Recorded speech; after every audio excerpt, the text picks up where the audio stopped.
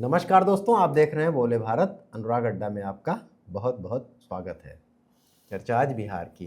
बिहार में आज मंत्रिमंडल विस्तार हुआ है। जब वहाँ मुख्यमंत्री बनना था तब भी काफ़ी वक्त लग रहा था और लोग कयास लग रहे थे कि कब बनेगा, कौन बनेगा। अंत में सम्राट चौधरी मुख्यमंत्री बने, लेकिन उनके मंत्रिमंडल विस्तार में भी खासा वक्त लगा। उनको मुख्यमंत्री बने काफ़ी दिन हो गए हैं। आज उनके शपथ ग्रहण समारोह में पीएम मोदी, अमित शाह और भारतीय जनता पार्टी के राष्ट्रीय अध्यक्ष नितिन नवीन के साथ साथ पूरा भाजपा का अमला जुटा रहा। खैर, ये सब बिहार में शपथ ग्रहण होना और मंत्रिमंडल विस्तार होना वो तो होना ही था, ये कोई चर्चा की बात नहीं है। सबसे बड़ी बात यह है कि इसमें नीतीश कुमार के बेटे निशांत भी मंत्री बनाए गए हैं। जब बिहार में मुख्यमंत्री नीतीश ने मुख्यमंत्री पद छोड़ने का ऐलान किया था और ये इच्छा जताई थी कि राज्यसभा जाना चाहता हूँ क्योंकि कभी उस सदन में रहा नहीं, तब ये चर्चा शुरू हुई थी कि भारतीय जनता पार्टी के साथ जो उनकी डील हुई है उसमें यह है कि उनके बेटे को डिप्टी सीएम बनाया जाएगा। लेकिन जब सम्राट चौधरी के साथ दो डिप्टी सीएम बने जेडीयू के और मुख्यमंत्री भाजपा का हो गया, उसमें निशांत का नाम नहीं था, तब फिर भी ये था कि आखिर नीतीश कुमार बिहार की राजनीति क्या देश की पूरी राजनीति में परिवारवाद का जो उन पर आरोप था उससे अपने को बचा ले गए।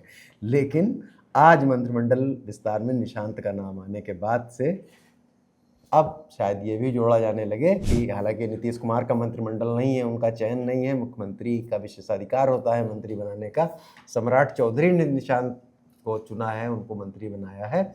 लेकिन ये कहा तो जाएगा ही कि परिवारवाद का ठप्पा आखिरकार नीतीश कुमार पर भी लग गया, जिन्होंने अपने पूरे राजनीतिक करियर में एक ऐसे अकेले समाजवादी नेता थे जिन पर कभी परिवार के लोगों को सांसद बनाने, विधायक बनाने, अपने परिवार के लोगों को लाने और भी बहुत सारी बातें हैं। नीतीश में एक जो गुण था उसकी चर्चा बहुत बार लोग करते भी रहते हैं और हुई भी है। लेकिन निशांत के आने के बाद तो अब ये ठप्पा उन पर लगेगा और ये भी कहा जाएगा कि राजनीति चीज़ ही ऐसी है कि काजल की कोठरी में कैसो भी सयान हो जाए, काजल की एक लीक लागी है तो लागी है। मतलब राजनीति काजल की कोठरी है और परिवारवाद भी इसमें ऐसा ही हो गया है कि इसमें कोई भी सयाना आ जाए और बड़े कितनी भी चतुराई से जाए और अंत में उसमें एक रेखा काजल की कहीं ना कहीं लगी हुई मिलेगी ही।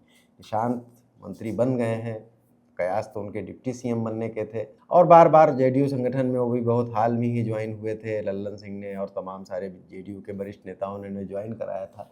लेकिन अब सवाल उठता है कि निशांत राजनीति में आ तो गए हैं, मंत्री भी बन गए हैं, लेकिन क्या निशांत नीतीश बन पाएंगे? जी हाँ, नीतीश बनना बहुत कठिन है। बहुत सारे विश्लेषक ये कहते हैं कि नीतीश कुमार का जो राजनीतिक फिनोमेना रहा बिहार में वो न भूतो न भविष्यतो वाला रहा है। बिहार में आज़ादी के बाद के सबसे अच्छे मुख्यमंत्रियों में उन्हें गिनते हैं लोग, जो पॉलिटिकल एक्सपर्ट्स हैं, और ये कहते हैं कि आगे बिहार की जो राजनीति है उसमें भी कोई दिखता नहीं है कि 10 साल 20 साल में नीतीश जैसी समझ, उनके जैसी गवर्नेंस और उनकी जैसी पॉलिसी को समझने के साथ साथ चुनावी समीकरण साधने और जो जोड़ तोड़ की राजनीति करने वाला होता है उतना सधा हुआ नेता बिहार को मिलेगा। लेकिन नीतीश ने तो इसके लिए बहुत मेहनत की थी। जयप्रकाश आंदोलन से शुरुआत करके संसद भवन से लेके बिहार की विधानसभा में लालू यादव और रामविलास पासवान नीतीश की तिकड़ी हुआ करती थी। और समाजवादी, अगर आप आंदोलन में उनके जो जब ये लोग संसद में रहे उनके पुराने बयान, उससे पहले के जब ये भारतीय जनता पार्टी के साथ नहीं आए थे, तो आप सुनेंगे कि इनकी राजनीतिक समझ, इनकी चेतना कैसे थी। निशांत बहुत दिन राजनीति से दूर रहे, मुख्यमंत्री के बेटे होने के बाद भी उनके साथ बहुत लाइमलाइट नहीं रहती थी, बहुत पीछे ही रहे, लेकिन अब तो मंत्री बन ही गए हैं। चर्चा जो बिहार में चल रही है वो ये भी है कि सम्राट चौधरी को मुख्यमंत्री बनाने में भी नीतीश कुमार का बहुत हाथ है। और सम्राट चौधरी तो वो सम्राट चौधरी हैं जिन्होंने प्रतिज्ञा ली थी कि अपनी पगड़ी, अपना साफा तभी उतारूंगा जब नीतीश कुमार को मुख्यमंत्री पद से हटा दूंगा। तो लोग ये बात मानने में बड़ी मुश्किल होती है कि नीतीश ऐसे किसी आदमी को मुख्यमंत्री क्यों बना देंगे। लेकिन नीतीश के बारे में जो लोग जानते हैं वो जानते हैं कि वो ऐसे हल्के आदमी नहीं है और इस तरह के कथनों को बहुत गंभीरता से नहीं लेते हैं। क्योंकि जिस तरह से कभी राजद, कभी लालू, कभी मोदी, कभी अमित शाह के साथ उन्होंने समीकरण बनाकर 20 साल बिहार में अपनी सत्ता चलाई, तो उसमें ये कथन, ये विश्लेषण बहुत मायने नहीं रखता है। लेकिन निशांत के राजनीति में आने के बाद बहुत सारे लोग उनकी काबिलियत, उनके भाषण, उनके बोलने चालने के तरीके पे सवाल उठाते हैं। निशांत ने अभी दरअसल राजनीति में कुछ किया ही नहीं है, तो उनका मूल्यांकन क्यों किया जाए।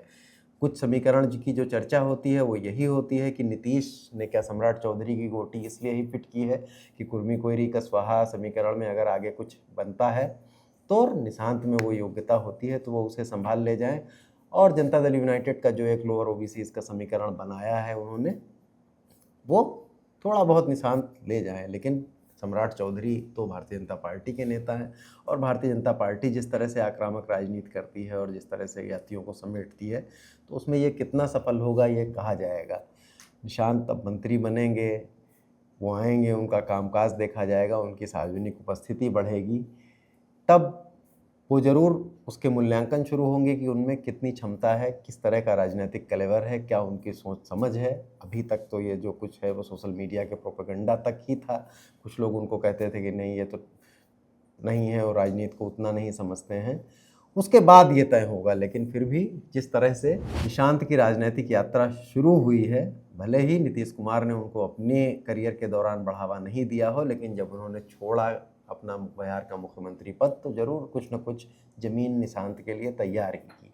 तो जाहिर है कि एक लॉन्चिंग पैड मिला ही, और वो भी नीतीश के मार्फत ही मिला निशांत को। और नीतीश की राजनीति तो ऐसे शुरू नहीं हुई थी। नीतीश तो पेशे से इंजीनियर हुआ करते थे।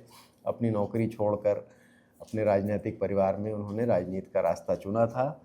तो और सब कुछ ठीक है, लेकिन निशांत को नीतीश बनने के लिए बहुत कुछ साबित करना होगा, और शायद बहुत कुछ साबित करके और बहुत कुछ करने के बाद भी वो शायद ही नीतीश बन पाएँ, क्योंकि नीतीश होना बिहार की राजनीति में मुश्किल है। अनुराग अड्डा में आज यहीं तक, कल फिर किसी नए मुद्दे के साथ हाजिर होंगे। इजाज़त दीजिए, नमस्कार, धन्यवाद। देखते रहिए बोले भारत।